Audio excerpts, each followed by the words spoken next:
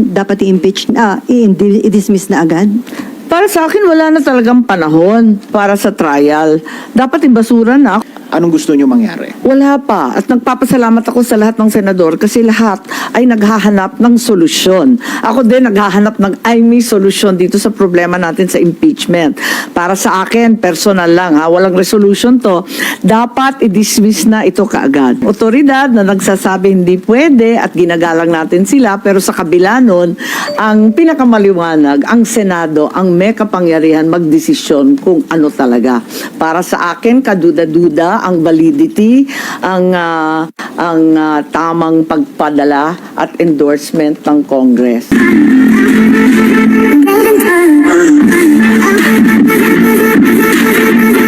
Ma'am, may other question regarding the impeachment. In the past few days, umikot yung balita tungkol dun sa resolution, which is becoming controversial tungkol dun sa pagdi-dismiss dun sa impeachment. Kayo po ba meron kayong sariling version? Kasi kahapon si Senator De La Rosa admitted na meron siya.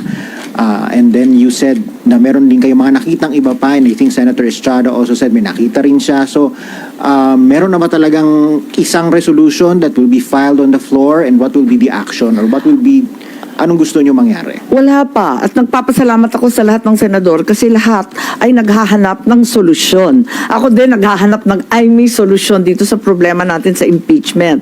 Para sa akin, personal lang walang resolution to. Dapat i-dismiss na ito kaagad. Dahil unang-una, hindi na talaga kaya matapos bago yung 19th Congress, may sariling rules ng Senado. Pero, ang totoo, I have very serious concerns about the validity of the impeachment complaint arriving here in the Senate. Maliwanag naman na ito ay napila pa noong December 2024. Pagkatapos nun, a second impeachment complaint later in December, 4 December, was also endorsed and filed in the lower house. A third impeachment complaint was also filed on the 19th. So, bale, 2nd December, 4th December, 19th December, andyan na, klaro na yung impeachment complaint na nandyan sa house. Tapos, alam naman natin yung background niyan, October 2023, marami nang nagbababala na sila ay magpapadala ng impeachment complaint. Para sa akin, dahil dito, maliwanag na hindi nila ipinadala sa amin dito sa house kaagad-agad. Bakit? Ang tanong ko. Bakit wini-withhold? Kung wini-withhold nila, abay sila pala ang nagpatagal nitong lahat. Despite the lapse of 2 months, no action was taken to transmit to the Senate or refer any of the first 3 verified complaints. Only on the 5th of February, a 4th impeachment complaint was endorsed and signed and finally sent to the Senate.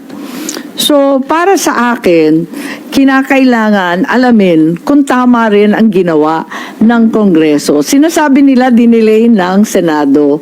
Ang akin, teka muna, sino ba talaga ang nag-delay niyan? At ngayon, violative na of the 1-year ban on filing impeachments.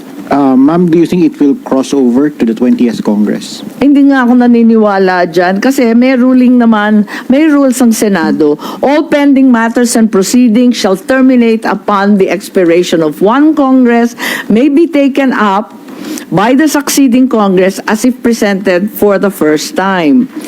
Klaro naman sa atin, kapag nagtapos sa June 11, ang 19th Congress, dapat mag-file ulit ang House of Representatives ng panibagong articles of impeachment. Tulad ng lahat ng ating mga batas, umaabot ng 3rd reading, pag kinapos ang oras, back to square one. Ma'am, anong sagot nyo dun sa mga sa UP Law faculty, I think Senator De Lima, Senator Drilon, all of these other people who are insisting that you should conduct the trial in accordance with the Constitution dahil nga sabi forthwith? Palagay ko, mas importante sa iisang salita na forthwith, ang malawakang kapangyarihan na binibigay ng ating saligang batas sa Senado. So, sa palagay ko, maraming otoridad na nagsasabi hindi pwede at ginagalang natin sila, pero sa kabila nun, ang pinakamaliwanag, ang Senado, ang may kapangyarihan magdesisyon kung ano talaga. Para sa akin, kaduda-duda ang validity, ang tamang pagpadala at endorsement ng Congress. So, depende yan. Mauuwi sa botohan. Dahil alam naman natin, ang impeachment, hindi naman siya legal. It is a fundamentally political process. And it is an effort by politicians to find accountability, di ba? Kaya, ayun, ang kapangyarihan nasa kamay talaga ng Senado. Ma'am, sabi nyo, dapat ma-dismiss na agad itong impeachment. Paano at kailan? Kasi on June 11, nakaschedule kayo para dun sa presentation ng articles of impeachment at pag-convene ng impeachment court. Ibig sabihin, para sa inyo, hindi na dapat umabot sa punto na yon. Dapat i-dismiss na agad? Para sa akin, wala na talagang panahon para sa trial. Dapat ibasura na kung gusto talaga ng House of Representatives, wala namang problema. Pwede silang magpila ulit, subject to the 1-year ban. That seems very, very clear to me. So, anong mangyayari, ma'am? May magmo-motion bago yung June 11? Hindi ko alam. Naki-SP yun. I think he's been interviewed extensively and has spoken copiously about the different possibilities. Marami pang iba't ibang posibilidad, kaya pinag-aaralan ng maigi at ako nga, kinukumpirma ko na itong mga drafts na to, siguro effort ng bawat senador na makahanap ng solusyon para sa tamang proseso. Yung pinakasang-ayon sa batas, pinakamabilis, pinakaklaro. Kasi may mga nagsasabi na namang legal issues o anumang issue concerning impeachment, dapat pag-usapan yun kapag nag-convene na kayo as impeachment court. Parang hindi nyo pwedeng pag-usapan during your plenary session, yung legislative session. Oo, maraming nagsasabi noon, pero yung pakiwari ko kasi, yung validity mismo na pagpapadala ng House of Representatives sa amin, kine-question ko eh. Kasi, bakit ganon? Postpone sila ng postpone, tapos hinuli talaga sa last day. Tapos kami ang sisisihin, nagde-delay. Teka nga, tignan ninyo yung mga datos.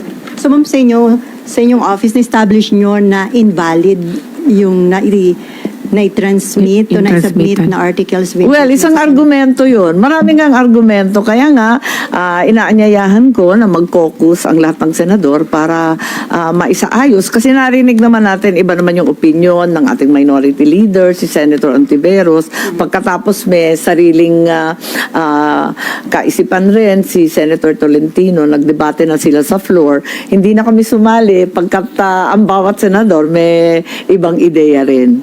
Ma'am, dun sa ilang mga resolution seeking dismissal ng impeachment complaint against BP Sara, aside dun sa office ni Senator Bato, Joint effort lahat.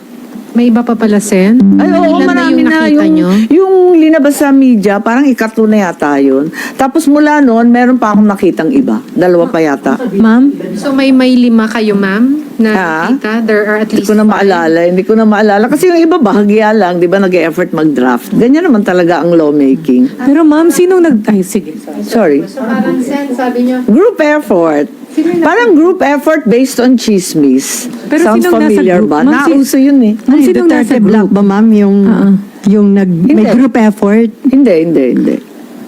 sorry ma'am, iano ko lang, Sen, ha? So parang third na kasi Hindi. nakita ninyo.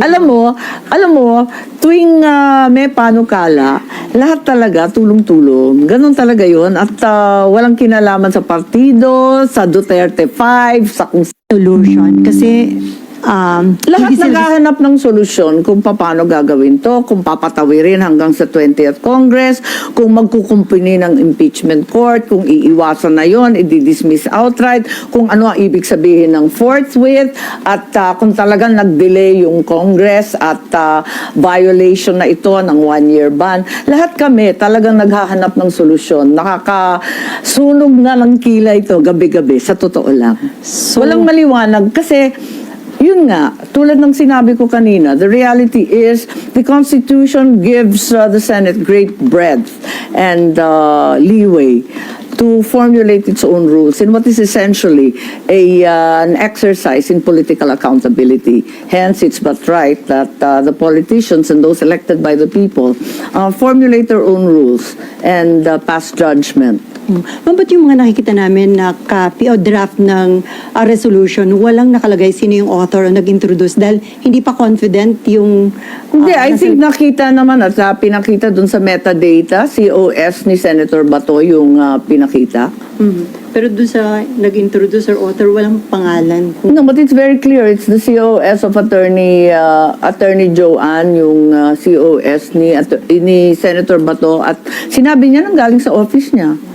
So, Sen, you mean, Palagay ko wala namang masama doon. Lahat talaga nag-e-effort na maghanap ng liwanag sa dilim. Pero ma'am, sabi niyo po group effort para parang ano yung Hindi naman group effort na katulad nung pag-aresto at pagtangay kay Presidente Duterte. Ito, ibig ko sabihin, lawmaking is not a soul of light. No, we always work together, So, and maybe- certainly we explore all possibilities. It's not a straightforward rule imposing process. Kasi yung procedure dito, di ba ang lawak-lawak nga at wala naman sa rules na maliwanag kung anong dapat gagawin. So, kinakailangan alamin kung anong makakabuti sa atin. Opo ma'am, but ang direction ma'am ng lahat, quote-unquote lahat ay is to Hindi ko towards alam kung dismissal? lahat. Hindi ko alam kung lahat. Ang akin lamang, ang duda ko, hindi lamang ang sinasabi o tinatawag na mga Duterte ang interesado sa pag-dismiss. Ang pakiramdam ko, mismo ang administrasyon ay may mga grupo na nagsasabi na wag nang ituloy at baka mapahiya lang sa numero. So ma'am, ang hinahanap ngayon ay yung remedyo or sabi niyo nga, ano Solusyon. solution para Yeah, hindi ay, para walang solusyon. mapapahiya sa Ewan ko situation. ha, yun lang ang pakiramdam ko. So, saan nakakita rin ba kayo ng reso na nasa admin side? Na sila yung nag-draft? May ganun ba? Kunyari, Hindi, wala. Wala. Pinag-uusapan lang. At saka kanya-kanyang draft ng maliliit na provision, ganyan. And then, ma'am, sa tingin niyo makakakuha ng numero sakaling pagbotohan ng sa plan? Hindi ko alam talaga kung anong plano. Si SP ang nagpaplano. Pati yata si SP, kinukonsulta yung iba at kinakausap yung iba kung anong dapat gawin, kung anong mainam. At yung panawagan niyo na magkaroon ng caucus, kailan niyo gusto at ano yung gusto niyo mapag-usapan? Sa lalong madaling panahon para magkaklaro na at magkadireksyon na kami. Before June 11, sana. Dapat lang para June 11 kasi tapos na eh. but when you said groups, ma'am, na Hindi, linuloko lang. Maka-add. Binibiro ko lang kayo tungkol sa group effort ha. Baka akala ninyo talagang may group effort. Hindi, ma'am, yung Nasesentensyahan na yan ha. Hindi. Ang ibig ko sabihin, sa Senado, lalo sa plenary, syempre, lahat may kontribusyon. Ganyan talaga. na ibig sabihin, ma'am, when you said yung groups, there are groups na nagsasabi na magandang wag nang ituloy kasi baka Naririnig ko. Are we talking about groups in the Senate? In the Senate and outside the Senate. So, we're talking about senators who are aligned with the administration? Marami. Pero paano yun, ma'am? May mga grupo din, like may mga nag-rally na mga nananawagan, convict Sara, dapat daw panagutin or harapin yung kaso. May mga Sa different sectors. Sana ba yun? Chine-check ko nga eh. Ang totoo, Other days. ang katotohanan ay maraming kaso nakapila kay VP Sara, no? Ang dai-dai niyang kaso at hindi natin masasabi na kumbaga walang accountability. Marami pa rin pananagutan kasi ang dami pa rin kaso. Nakita naman ninyo sa COA, isang katutak pa ang kaso sa COA, disallowance regarding the confidential funds, nakatenga pa rin yan on appeal before COA Commission. May 3 petisyon tungkol sa confidential funds sa Supreme Court. So tuloy-tuloy pa rin yan. Tapos may COA proceedings sa 2023 confidential funds about OVP, pati na rin ang DepEd. So, hindi kumbaga makakaligtas kung may anomalya man. Talagang maimbestigahan to ng todo-todo. At para sa inyo, Meron pang DOJ criminal complaint. Tapos meron pang, di ba ito yung grave threat, inciting to sedition? Chinecheck ko eh.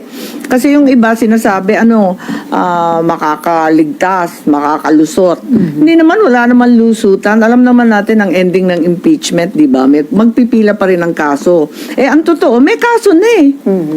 So para sa inyo, yun ang mas tamang step or... Well, sa ngayon, unless mag-umpisa na naman ang panibagong impeachment. Pero ma'am, kasi may mga sinasabi rin na pag hindi nag-impeachment trial, that would deprive the Vice President of her opportunity to defend herself dun sa mga allegations. And sabi din naman niya, handa siyang humarap, gusto pa nga niya ng bloodbath. So why deprive her of that? Ang sa akin naman, walang kinalaman sa pakiramdam o nais ni VP. Ang sinusundan lang natin yung batas. Para sa akin, mali yung pagpapadala rito. Invalid na kagad.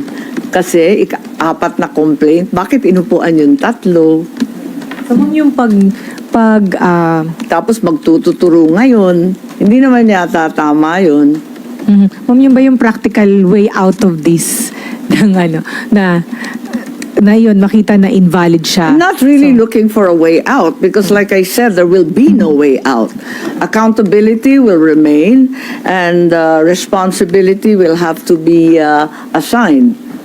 If there's any malfeasance, misfeasance, nonfeasance, if there's any criminal act involved, certainly COA, the Supreme Court, the DOJ will get to the bottom of it.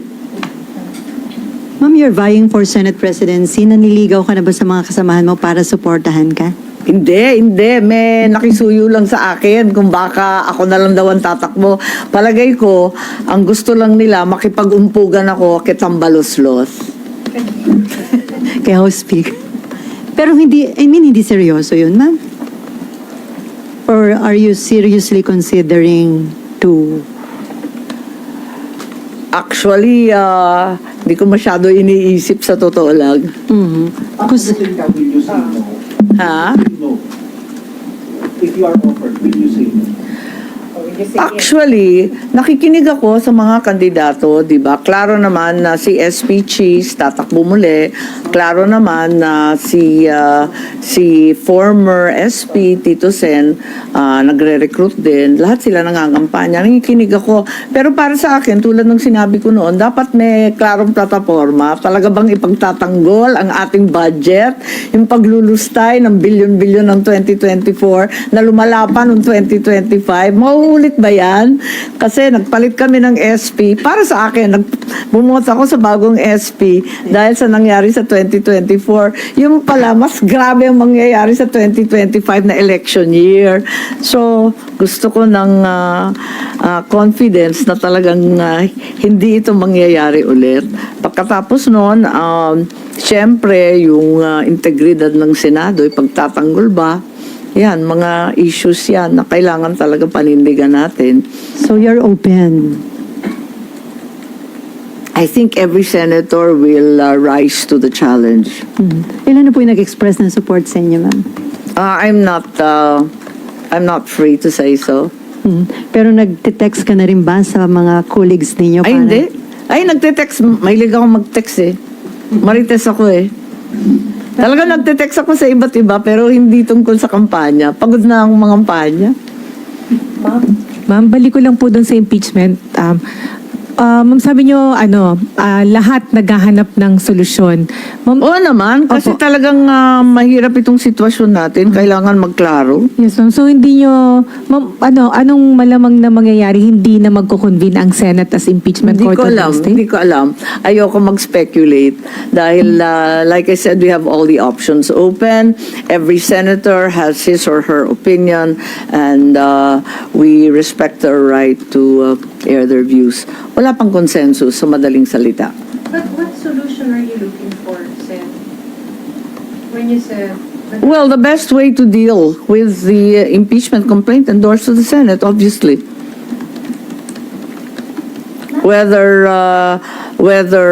it bridges over to the 20th, whether that's no longer possible, whether we take cognizance and constitute as an impeachment court, etc., as we've spoken about repeatedly. Ma'am, kasama po ba kayo dun sa nabanggit po ni Senator Bato that there are senators na nag-i-input dun sa draft? Oo naman, oo naman. And ano po yung inputs na nakikita niyo? Eh kasi nga yung input ko nga, yung sinabi ko kanina, napalagay ko, yung validity nung in-endorse sa amin dito sa Senado should be assailed in the first place. Ma'am, kasi dun sa draft resolution na kumalat, ang ina-assail dun mismong Senate na it failed to act on the impeachment cases for... Ayun na nga parang sinisi namin sarili namin. Kaya talagang parang, hello, may benta ba yan? Kaninong Kaya, version yun, ma'am? kaya yun ang kailangan baguhin, ma'am. Kasi, yun nga, practical sinisisi sarili niyo eh. So, Kaya nga Pero ito, hindi naman panahon ng sisihan o turuan. Basta maghanap tayo ng solusyon kung anong magandang gawin at kung alin ang sang-ayon sa batas. So, nakita niyo walang mangyayaring impeachment trial? Hindi ko alam. At kung mangyayaring magkaroon, Everything's still possible. It's all up in the air. Like I said, we haven't met. We haven't come to a consensus as a body. And certainly, all options remain open. And I think every senator needs to be heard. at kung matuloy ma'am yung impeachment trial, considering yung magiging bagong composition ng Senate sa 20th Congress, malaking chance ba na ma-acquit or Bilangin na lang ninyo. Sa bilang niya,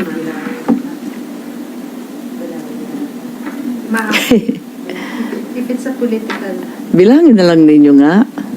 Sen, pero sa ngayon, can we clarify, Sen, do you think there's no numbers to convict the Vice President as we speak of the composition, whether sa 19th or 20th Congress? Well, I've loosely said that walang numero. Pero ang realidad, kapag impeachment, it stands and dies on the basis of evidence, clearly. So I can't make such a roughshod statement, given that the reality is no evidence has been presented at all so far. Ma'am, yung ibang mga senators po, they are maintaining na constitutionally bound yung Senate to convene. That's right. That's the argument of the minority. Pero ang argument niyo po ba is dahil invalid yung articles of impeachment na pinadala ay wala na din yun? Yung ganong... Well, I have very serious concerns about the validity of the impeachment endorsed to the Senate. So para po sa inyo, hindi na kayo bound to act on that articles of impeachment? Pero ako lang yun, no? O, yun yung input niyo. Kanya-kanyang input kasi di ba? Pati si SP may sariling input din Parang ganun din ang iniisip niya. Marami rin nag-argue sa forthwith. Meron ring si Senator Tolentino na functionally dismissed. Kanya-kanyang kwento yan So, pakinggan natin lahat para maganda yung solusyon. kung yung effort na maghanap ng solution para ma-dismiss yung impeachment case against VP Sara? I don't think that's necessarily the case. I don't think an outright dismissal is the goal of each and every senator. Ang totoo, iba-iba ang pakiwari nila. Yung iba, siguro, iniisip kung paano tatawid sa susunod na kongreso. Yung iba, dapat magkumpuni ng impeachment court. Hindi ko pa alam So ma'am, close ka kay VP Sara. Never ba siya na nag-request na hanapan ng solution? Ay, naku, abogado yun. Hindi yan pag-uusapan. Alam niya, magiging huwes ako Never kayo nag-usap privately. Hindi nga, ako nga inaawat Ay, magdahan-dahan ka, mag-judge ka dyan. Ang sabi lang niya, ano man ang mangyari, tanggap ko na. Sabi ni VP. Which means... ma'am, kailan niya sinabi? Ha? Kailan niya sinabi? sir? I think sinabi sa marami na rin yon, no? Nasabi na rin sa media.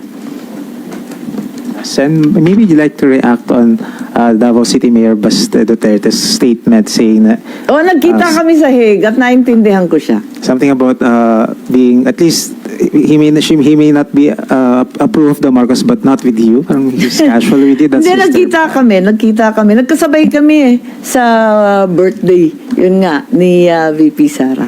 You understand him in what aspect? Or how? Why po?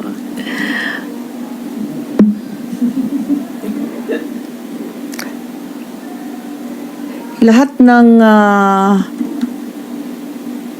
Maka Duterte, lalo na yung pamilya ng Duterte, talagang masama ang loob sa nangyari. Maski ako, umiyak nung nabalitaan ko. So naintindihan ko ang hinagpis nila, ang galit nila.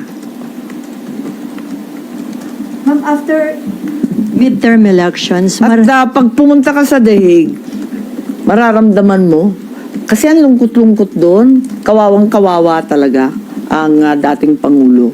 Ngayon pang tumanda at may sakit, diyan pa nagka-problema at mag-isa. Mabuti nga nung pumunta kami, uminit na eh. Ang lamig-lamig daw dati. Ma'am, after midterm elections, ang daming pinapalabas na orders si Presidente, like yung pagsasubmit ng courtesy resignation ng mga cabinet members, ng mga GOCC's head. Well, so far, 2 pa lang naman ang tinanggal. Pero do you think maganda itong ginagawang hakbang ng Pangulo para sa last 3 years niya maging maayos, effective yung kanyang pamumuno? Ay, hindi ako mahilig ng mass resignation kasi nabubulabog lahat.